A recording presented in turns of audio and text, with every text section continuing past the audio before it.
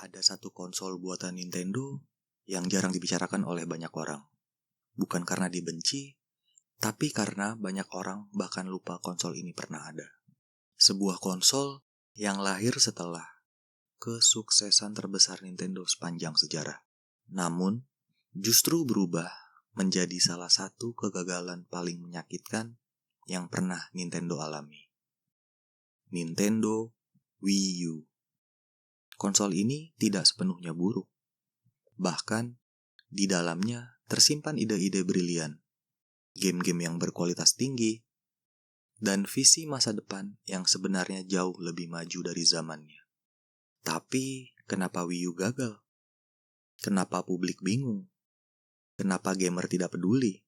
Dan bagaimana mungkin sebuah konsol yang gagal justru menjadi pondasi bagi kesuksesan terbesar Nintendo berikutnya? Inilah cerita tentang Nintendo Wii U, sebuah kegagalan yang sangat penting.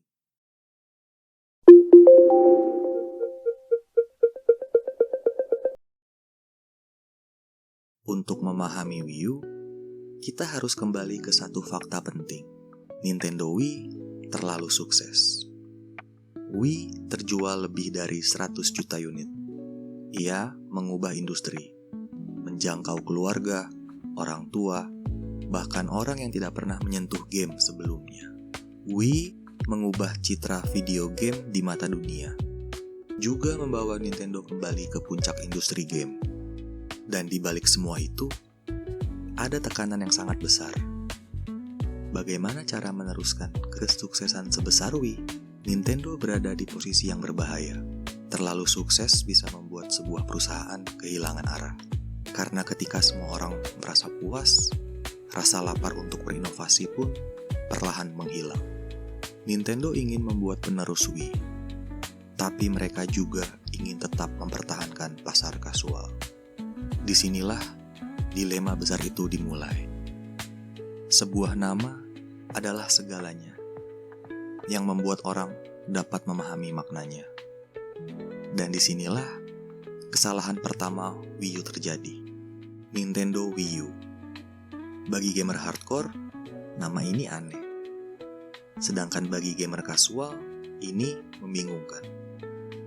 Banyak orang mengira Wii U hanyalah aksesoris tambahan untuk Wii, bukan sebuah konsol baru. Marketing Nintendo memperparah situasi. Iklan Wii U terlalu fokus pada gamepad, terlalu sedikit menjelaskan bahwa ini adalah sistem baru. Akibatnya sangat fatal.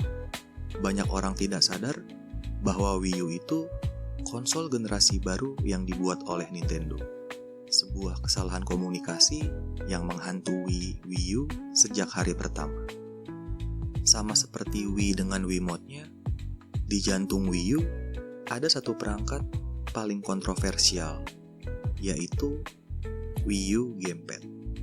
Controller besar dengan layar sentuh di tengahnya, second screen, asymmetric gameplay. Di atas kertas, ini ide brilian. Map di layar controller, inventory tanpa pause, gameplay berbeda untuk tiap pemain, dan juga couch multiplayer yang inovatif. Masalahnya bukan di idenya, masalahnya adalah timing. Pada tahun 2012, tablet dan smartphone mulai booming. Second screen tidak lagi terasa spesial, bahkan terasa merepotkan. Developer juga kesulitan memanfaatkannya. Butuh effort ekstra, biaya naik, dan hasilnya sering tidak sepadan. Gamepad bukan produk yang gagal karena kualitas buruk, tapi karena terlalu maju dan terlalu berat untuk diadopsi. Wii U rilis tahun 2012, dan tidak ada euforia. Tidak ada Wii Sports moment, tidak ada statement semua orang harus punya konsol ini. Line up awalnya lemah. Tidak ada killer app yang bisa menjual konsol. Third party mulai ragu. Penjualan awal pun rendah. Dan akhirnya, momentum pun hilang. Untuk pertama kalinya, sejak era GameCube, Nintendo kembali terlihat tertinggal dari pesaingnya. Inilah masalah terbesar Wii U. Casual gamers sudah pindah ke mobile. Hardcore gamers pindah ke PS4 dan Xbox One. Sedangkan Wii U tidak benar-benar bisa menarik kedua target tersebut. Wii U terlalu kompleks untuk kasual, terlalu lemah untuk hardcore. Wii U kehilangan identitasnya. Dan tanpa identitas yang jelas, sebuah konsol sulit untuk bertahan. Yang menjadi ironisnya, Wii U itu punya game-game yang luar biasa, seperti Super Mario 3D World,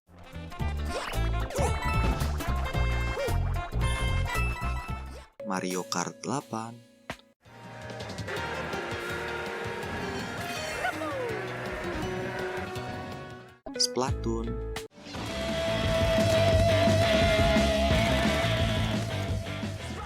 Donkey Kong Tropical Freeze,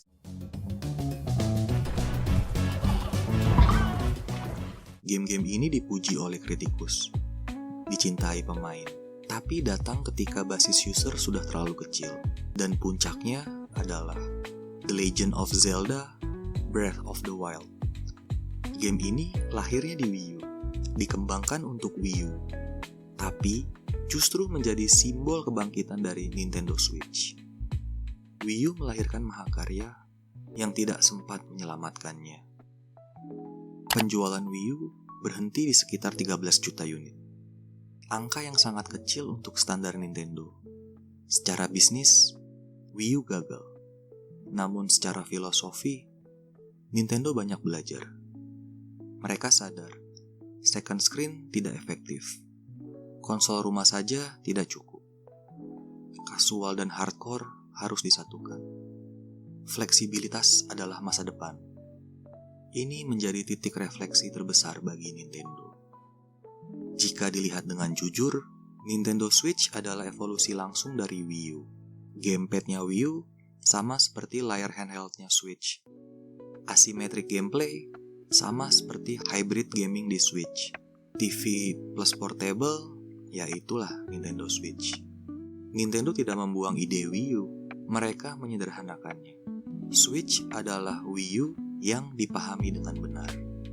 Nintendo Wii U bukan konsol yang diingat karena kesuksesannya. Ia dikenang karena pelajarannya. Tanpa Wii U, tidak ada Switch. Tidak ada Mario Kart 8 Deluxe. Tidak ada Splatoon sebagai IP besar. Tidak ada Breath of the Wild seperti yang kita kenal.